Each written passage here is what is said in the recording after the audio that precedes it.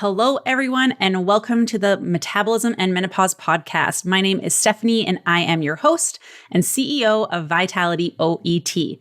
We are a women's nutrition, health, and fitness company that focuses predominantly on women's hormones, particularly during perimenopause and onwards.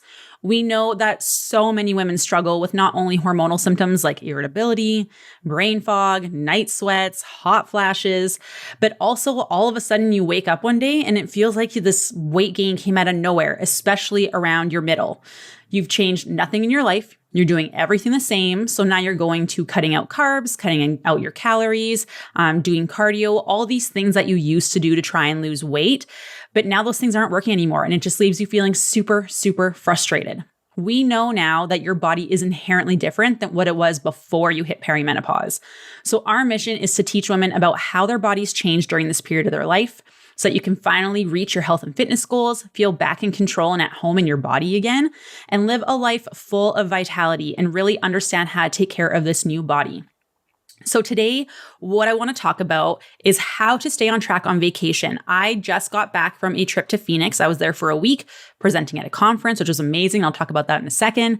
But I am currently in a fat loss phase because I am losing weight for our wedding, which is July 8th, which is really exciting. And today is April 19th. So with that, I want to go over some of the things on how to stay on track when you're on vacation and things that you can do and implement to make things a lot easier. Because I actually came back and I still lost a pound last week, which is amazing. So a little bit about first where I'm at. So I went through a lot of stress and stuff with my mom passing away a year and a half ago now. So I have been eating in a surplus or at maintenance for the last year and a half, basically, because I was not in a position where my body would respond to a fat loss phase. I just couldn't handle that kind of stress, especially since I have PCOS, and because I'm also dealing with some thyroid issues. So it's really important to be aware of what your body can actually handle, because I could have tried to lose weight for like other events and things like that, but it would not have been successful. I wouldn't have gotten the results that I wanted and things like that. So then during that time, I was eating anywhere from 22 to 2,400 calories ish. So I was ranging around, like my average was 2,300 calories a day, to maintain where I was at, which is amazing. I'm 5'5", I was 145 pounds at the time, and eating 2,300 calories to maintain, only working out like 3 days a week. And just that's where I was at for the last year and a half. So now I'm in a deficit. I'm eating 2,050 calories and losing about a pound a week. So if you're listening to that and you're like, holy crap, I am way more than that. I am taller than that. I'm working out more than that. And I'm not eating that much. That's a problem. So that's a whole different conversation that we need to have. You need to be going into a reverse diet, but we'll talk about that another day. There's tons of information that I can tell you about that. So what I want to talk about is how to stay on track on vacation. How did I manage to still lose weight while traveling? Because that can be really challenging to do. A lot of people are nervous about like gaining weight on their holidays. So vacations can really take us from like one extreme to the other, and leading up to it, you're super strict with your diet. You're really consistent on working out, trying to get in shape, all those kinds of things. And then once you get to your vacation or your trip or whatever it is, you end up drinking, you end up eating your face off, and like really saying goodbye to your workout routine as well. So we're tempted to do these crash diets to try and like lose the weight before we go on vacations. And then we want to enjoy ourselves. So we go from one extreme to the next. And the pendulum, if we go one way, is going to swing and go really hard the other way. So we got to try and make sure to stay as consistent as we can. And not to mention, this is also going to result in some metabolic and hormonal mayhem. Because what happens is, after a calorie deficit, our body is like a sponge. So any extra calories we have when we're coming out of it is going to get stored as fat. So let's say you're in a calorie deficit, you're doing something wild like 1,200 calories, you go on vacation, now you're eating like 2,000 calories. Your body is really going to hold on to that because you're very sensitive after a fat loss phase. So this is why if you're in a fat loss phase or you just finished a fat loss phase before your holiday, you need to make sure you're slowly increasing and being really aware of things. So let's talk about Phoenix. I went there. I was in a hotel for 2 nights. So I like ordered food and like went out for suppers and things like that. And then the next 5 days I was in an Airbnb. So when I went to the Airbnb, I went and got groceries that first day to really set myself up for success for the rest of this conference. The conference, by the way, was absolutely amazing. It's called Coaching Con. The Nutrition Coaching Institute puts it on, and it was absolutely amazing. There was incredible speakers. I was super lucky to be able to step on that same stage as some of my heroes and people I look up to in the industry. So that was super surreal. And then I got inducted into the Nutrition Coaching Institute's Hall of Fame for all the work that I've done. I was able to share my story with other coaches, tell them how I was doing what I'm doing, how you get to the position that I'm in, how to work with your clients, how to build connection with your clients, things like that. And it was really incredible. I was not expecting to receive an award. I thought I was just going to speak. And that alone was incredible. So it was a really great conference. And I loved being able to talk to other coaches and stuff as well. So let's talk about what to do when you're not on vacation first. So before you go on your vacation, consistency is important. Consistency on your vacation is also going to be really important. So we really want to be successful. And that's one of the best ways to make sure that we're doing that. Vacations can land in the 10 to 20% imperfect area. So it's like we want to be like on par, hitting our goals 80% of the time, 20% we're having fun foods, all that kind of stuff. So we just want to make sure that we're not doing like too crazy off of like what our plan is when we're on vacation, especially if you're in a fat loss phase. So we want to make sure that we are like getting right back on track when we get home. We'll talk a little bit more about that afterwards. If you have a coach, I'm working with Coach Cariana on our team right now. She's walking me through my fat loss phase for accountability because I know that if someone else isn't like checking on me, I'm going to like last 2 weeks and be like, I don't want to do this anymore. So she's been keeping me accountable and on par with things, which has been really great. And it's been really great working with her. We did like 4 weeks before we went into the deficit, just like making sure like I was actually hitting all my protein goals and calorie goals and stuff like that prior, just to like really iron out my habits before going to that fat loss phase. So then I communicated with her that I was traveling. So she's like, do you want to go up in calories? I'm like, no, honestly, I think I can do it. So she gave me the advice that I needed, which I knew, but like still it's nice to hear it from someone else. So we're going to go over all those things right now. So the first one is I like going to a grocery store first. I live in Canada, so we don't have Trader Joe's here, and the province that I live in doesn't have a Whole Foods. And those are two of my favorite grocery stores. I'm one of those people that loves going to the grocery stores, seeing different things, what kind of foods there are, stuff like that. So I went to Trader Joe's and Whole Foods, and I went to Target as well, because also don't have that in Canada.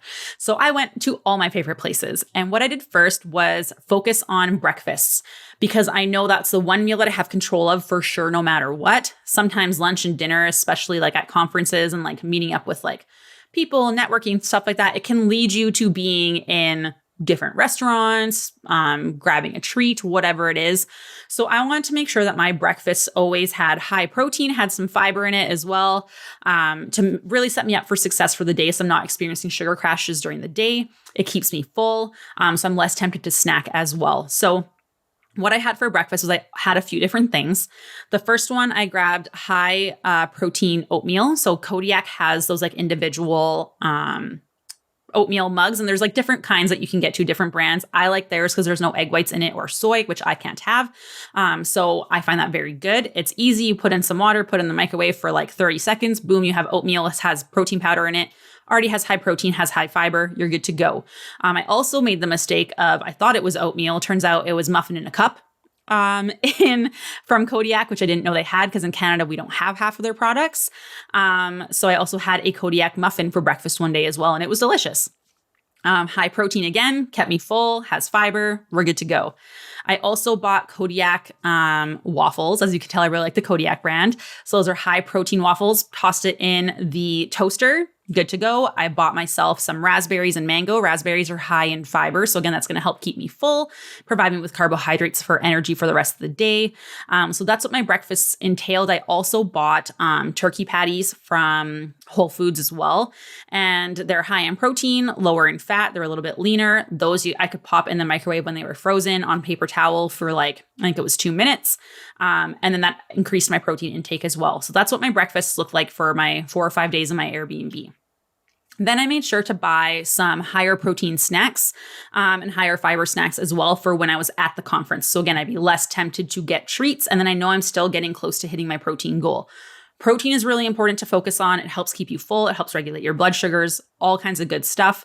And it's the one thing that a lot of women really tend to struggle with. So I bought different like turkey pepperoni sticks, chomp sticks. I had some from Legion as well, which were really good. None of these people sponsor me, by the way. That'd be really great if they did though. So if you hear this, I love you guys. I also bought some protein bars at Trader Joe's. I love the Bear Bell protein bars. They are my favorite. They do not have any soy or pea protein in them, and they taste like a chocolate bar. They're so good. I also had some One protein bars, which I like because they do have more fiber in them, which is really hard to get sometimes when you're traveling. I bought some Icelandic yogurt because again, those are very high in protein. And then I also bought for lunches, Whole Foods have these great kale quinoa salads. So I had those and I bought some chicken skewers. So I split that up over my couple of days at the conference so that I knew I had high protein and fiber again. That's going to help keep me full throughout the conference. So that's kind of what my snacks look like. I'm sure I'm missing a couple things, but having like some lunches organized and then some snacks and breakfast was really good. So then it was a little bit lower calorie at the beginning of the day just because I did want to make sure that I saved some calories for the evening, for going out for supper and events with friends, network, all that kind of stuff. So I made sure to have a little bit lower calorie, but higher protein, higher fiber options to help keep me full. That way I wasn't dealing with like sugar crashes and stuff. And then again, you're tempted to like get a quick snack and then you're kind of hooped, and we don't want that. Another thing to do is make sure that I am focusing on veggies. Veggies are going to keep you full. They are lower calorie. So at meals, I always made sure to double up on protein. So like if there was a buffet or things like that, I would try and have a little bit more protein and veggie. Again, to help keep me full, eat those things first and then my carbohydrate after so that I'm not experiencing sugar crashes and drops. Having that protein first and veggies first really helps with your blood sugar levels, which is then going to help with like your crashes and cravings and all that kind of stuff. And also your blood sugars. So that's a win-win all the way around. And then when choosing meals at restaurants, I chose like higher protein options. And again, focus on eating my protein first and then my carbs afterwards. There was a night where we had like a bunch of desserts and they were mini, and my friend and I just like, I had a bite of each of hers. And that was good. Like I didn't need a ton. It was satiating. It was good. And again, I didn't feel like I was depriving myself of anything. So that was really great. The next one was alcohol. So I actually don't drink that much anyways. For me, I'm a super lightweight. Because I don't drink much. So like 2 drinks and I'm like a little too friendly. I get a little too loud. I'll be like, I'm already a touchy-feely person. I like hugging people and stuff, but then it's like a lot. So I was like, you know what? I'm in a professional setting. I'm like meeting people, networking. People are coming up to me, asking me questions after my presentation. So I wanted to avoid alcohol, but also alcohol makes it a lot harder to reach your goals. So I'm not saying you can't have any. It's just important to be mindful of how it actually affects you. So what happens with alcohol is the next day it does dehydrate you. So you will see the scale go down, but then you'll see a like compensation. Your body will try to like compensate for that dehydration. So then your fluid retention will be higher for the next 2 to 3 days. It's also going to result in your sleep being worse. People think that it's going to help you fall asleep easier, which might be true, but your quality of sleep actually decreases, which again is going to increase your cortisol levels. And when your sleep is not good, the next day, typically you're going to be reaching for more like sugary processed foods, a little bit more carbohydrate than you're used to because your body is looking for energy. And then it makes it a lot harder to not go over your calorie goals because your body is looking for energy. It's really struggling. So that's something to pay attention to with alcohol. It does, again, increase your cortisol levels. So if you do have alcohol, it does make it harder to get to your goals. You might not get to your goals as quickly or see the results as much as you would like. So it's just something to really think about. I didn't have anyone say anything about it. My friend asked me like, do you not drink stuff? I'm like, honestly, I don't drink that much. And I'm in a deficit trying to lose weight for my wedding right now. So for me, I'd rather not use the calories on alcohol. I would rather have a bite of a dessert or a couple bites of a dessert or have a little bit more pasta at my dinner or whatever it is. Like I'm more of a food person than a drink person. So for me, it's a very easy thing to be like, I'd rather save those 200 calories and have some mac and cheese or whatever it is that I want. So that's just how I am. So that's really, really important to be aware of alcohol. It doesn't mean you can't have it, but it is important to understand how it does affect your body so you can make the appropriate decision for you. You can weigh the pros and cons and decide if it's something that you want to do. Next is activity. So I'm not telling you to work out on vacation. I worked out twice at the hotel gym. I didn't work out at my Airbnb. And that's fine. I just made sure to get my steps in. So I was like walking in between, like in the breaks that we had, I walked to the hotel instead of Ubering. It was only like a 15-minute walk. It wasn't that bad. So I made sure to get my like activity in, and that was fine. When you're traveling, you can also bring like resistance bands if there isn't a gym. And there's tons of exercises that you can do like body weight wise, like your squats, your lunges, your push-ups. You can do things with bands like bicep curls, rows, overhead presses, pull aparts, tricep stuff. Like there's so many things that you can do, and bands are light. They don't take up a ton of room in your carry-on or your suitcase. So they are something that's really easy to travel with. So that's always an option as well. And there's tons of exercises that you can do searching on YouTube, that kind of stuff. The next one is making sure that you did some self-care. So we know that even on vacation, we tend to be out a little bit later. We're indulging in some foods.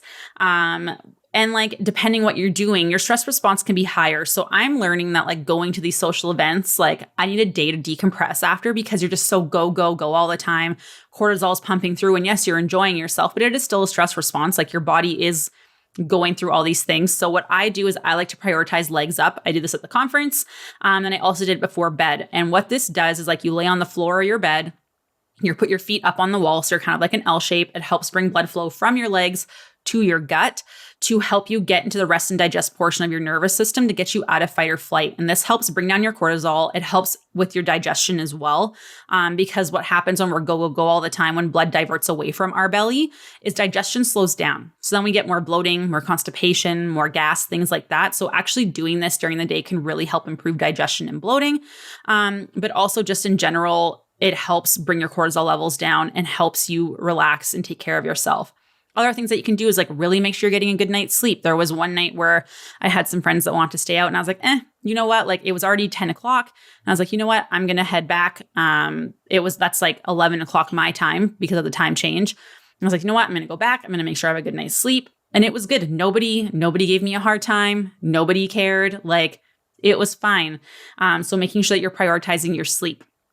You can book a massage, like do things like that, have some energy to explore things like that. It'll help you make better food choices. Like the more that you're taking care of yourself and lowering your cortisol levels, the more your body is going to like be okay with everything that's going on. You're not going to get the cravings and things like that. Your digestion's going to be better. You're not going to be as inflamed, all those good things. So doing self-care is really important. And hey, if you're on vacation, book yourself a massage. Why not? Do it up. The next one is just to be mindful. Like, yes, vacations are meant to be enjoyed, and I don't feel like I was deprived at all whatsoever on my trip. But sometimes it is really tempting to like equate enjoying yourself with like overindulging. So try and focus on how you feel when you're doing things. Like, you don't have to eat your face off, or like, is drinking all this alcohol going to give me a terrible hangover and make you feel like crap on vacation? That's the exact opposite of actually enjoying yourself. So like, figure out what the priorities are, what you want to do, who you want to spend time with, what's the quality time, the purpose of what you're doing, and try and focus on those things. In order to be on track, being mindful with your food choices and doing it as an opportunity for growth as well. It's an opportunity to put into practice all the things that you've been learning. And it doesn't mean you have to be like super strict with your tracking. I did it because I knew if I didn't, I would be like, I'll have some of this, I'll have some of that, and I'm not accountable. And like, yes, it can be challenging to track all your food on vacation. But what I did was in the morning when I was getting ready, I put in my food in my FitnessPal. Then I put in my snack and my lunch already too. So like, I really didn't have to worry about tracking again until I went out for supper. I already knew that I was getting like 70 grams of protein or 90 grams of protein before dinner time. So it was good. Like I knew I was going to be okay, which is great. And then you just fill in the gaps. Or if I knew I was going to go to a specific place, I logged what I wanted to eat prior. And it all worked out well. So yes, it can be like challenging, but if you do that first, I just found it so much easier and so much more maintainable to reach my goals and like continue to see progress while I was on vacation. So we talked about like understanding like how to manage your expectations as well. So what does on track look like for you? For me, it was just like, I didn't want to go backwards. If I lost weight, sweet. If I didn't, that was also fine. I wanted to make sure I came home feeling good. Like this was probably the best that I felt from like a vacation that I have in a long time. Well, not necessarily a vacation. Like I was there for work, but like usually after these events, I crash pretty hard the next day. And I feel like because I was so much more mindful, Like I've never been on in a deficit when I've been traveling before, but because I was so mindful about like self-care, pre-planning, focusing on my sleep, my energy, all those kinds of things, I came back feeling really good, as opposed to when I usually come back from traveling, I crash, I feel exhausted, I sleep 12 hours, I usually get sick. So it's very surprising to me that I'm eating less and paying attention in a deficit and feeling better than I did when I wasn't. And it's because I was being so much more mindful. And I think it's just really important to realize that you might not lose weight. You might stay the same, but like the biggest thing is you're just trying to minimize going backwards as much as you can and really trying to implement everything that you've learned. It's a great opportunity to like put into practice what you're doing. And like, let's say you quote unquote fail. You're not a failure. You made a mistake. You're learning from it. You're moving forward. The only way that you're actually a failure is if you didn't try and learn from the experience or what you did. So just because you made a mistake doesn't mean that you're a bad person or that you should give up or that you're a failure. That's not what that means at all. It's just a learning experience. And for some of you, this might be your first time going on a vacation when you're trying to be mindful of food. So it's a great opportunity. And honestly, some people lose weight because they're just so much more relaxed. You're sitting down, you're eating slower, you're being present, you're enjoying your food. When you're eating slower and like visiting with people, you aren't eating as much. You're allowing your body to feel full. You're being present. That's why like a lot of people do lose weight on vacations, because our stress levels are lower. We don't realize how much that actually affects our ability to lose weight and maintain the progress that we've made so far. So we kind of talked about like what I did while I was in my trip in Phoenix and the things that you can do and implement to really set yourself up for success. One other one that I do want to mention here before I forget is water. Water is huge. It was much hotter than where I am now. So back home in Regina, right now it's snowing. It's April 19th and it's snowing. It's insane. Whereas in Phoenix, it was like beautiful out. It was hot. Like, I don't know what the Fahrenheit is. I always say, I don't know what that is in American. In Canadian, it was like 30 degrees Celsius. Here at home, it's like 2 degrees Celsius and snowing. So I went from cold to hot. So I need to make sure that I hydrated, and I could make sure, like I could tell that my like fingers and stuff were swelling just from the heat. So I need to make sure that I was hydrating as much as possible. So I really like using electrolyte tablets. So there's LMNT is one electrolyte brand that's good. And then I also really love the Noom tablets. There's like a lemon lime one that I love, and it makes it easier to drink water because it tastes good. But also it has electrolytes in it. So what that does is it helps you maintain your balance to hydrate a little bit better, so that your body can like hold on to the water that it needs so that you're not dehydrated all the time. So that's something that I also did, really focused on my fluid intake. Because like when you're dehydrated, you are going to see like bowel movements aren't going to be as good. You're going to be more bloated. You're going to have more swelling. It's like your body just functions better when it's hydrated. So that's another thing that's really important. So I made sure to bring my electrolyte tablets, to bring my water with me.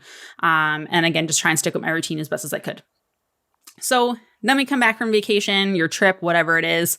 What do you do when you return home? Because like there's a very good chance that you overindulged potentially. Maybe the scale went up a little bit after traveling, but that's okay. And it's important to realize that traveling can create a stress response in the body, and you might experience some inflammation and water retention. Like flying can actually affect like hormones and stuff as well. So it's really important to be aware of that.